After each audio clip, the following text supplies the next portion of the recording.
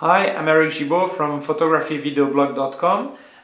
Today I'm going to try the Nikon Coolpix P520 or 520, or how you want to say it, 520, I'll say 520.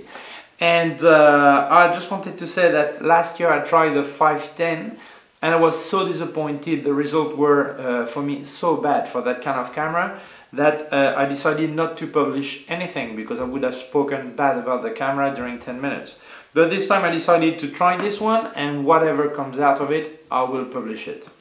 Okay, so it comes with the zoom 42x. That does not mean much. Why? Because it all depends the focal length you start from. I prefer to say 20 to 50 millimeters, or 50 to 200, or 24 to 600. But well, that's the way they say for bridges like this one, and for compact cameras. So we'll check in the box what it is really. The resolution is 18.1 megapixels. The screen is 3.2 inches, which is 8 centimeters. It has full HD video, vibration, they call it stabilizer, VR, they call it, Nikon call it VR, and it has a built-in GPS. Okay, so we're going to open the box and check what they offer. Okay, I'm recording from the camera. The sound you hear is from the camera mic. Just to say that, from the microphone I mean, when you press to start recording, it takes almost 1.5 to 2 seconds to start recording. I had problem with the 510 having the autofocus to work properly. So I'm testing here to see what happens. Well, here the autofocus has bettered a lot, okay? But I'm doing exactly the same test I did with the 510.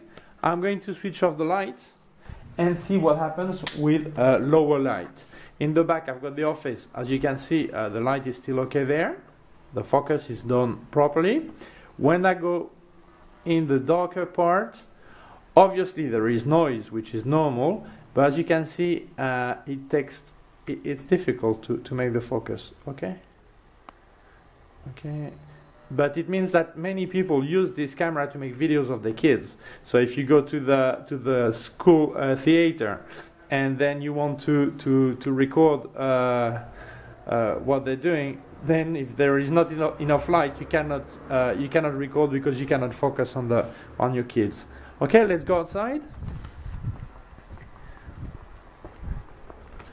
Well, when I start with the clouds, okay, the colors are fine. I think they really correspond to reality. I'm going to zoom on the clouds, and as you can see, I cannot manage to focus. Okay, no, okay. We're gonna go down on the houses in the back. There. As you can see, well, this is focused, but it takes quite a bit of time to be in focus. Now, see, I cannot get it in focus. I'm going to open the field of view a bit. Now it's in focus. Okay, I'm going to check the plants there. As you can see, the plants are in focus, and not anymore. And I cannot manage to focus on it.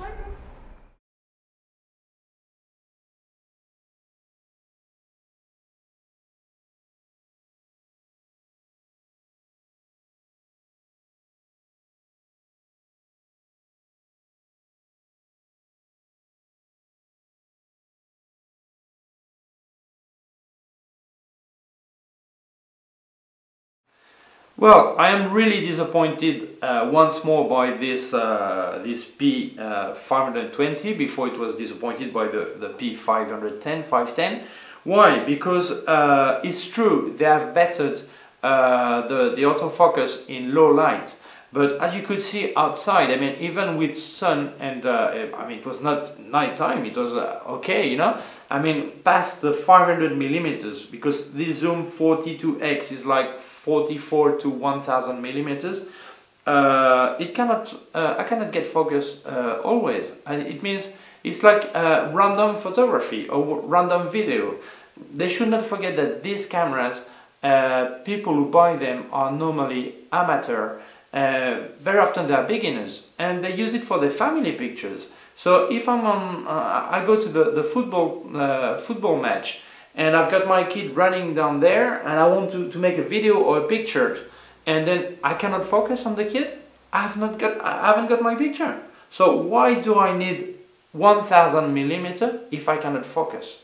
So then I prefer to have 500mm. Then I don't stay in the stairs. I go close to the field and then I make a picture of my kids. But this is a stupid camera. I mean, there is no point having such a zoom if you cannot focus. So of course the image quality is fine. It's okay. The sharpness is fine. I mean, I didn't get into much details with it, but it's fine. The grip is great. It's about the best grip you can find. I mean, the camera will never fall. It's great. The size is fine. Overall, the camera, when you look at it, it's a nice camera. But then when you use it is where you lose everything. Something else.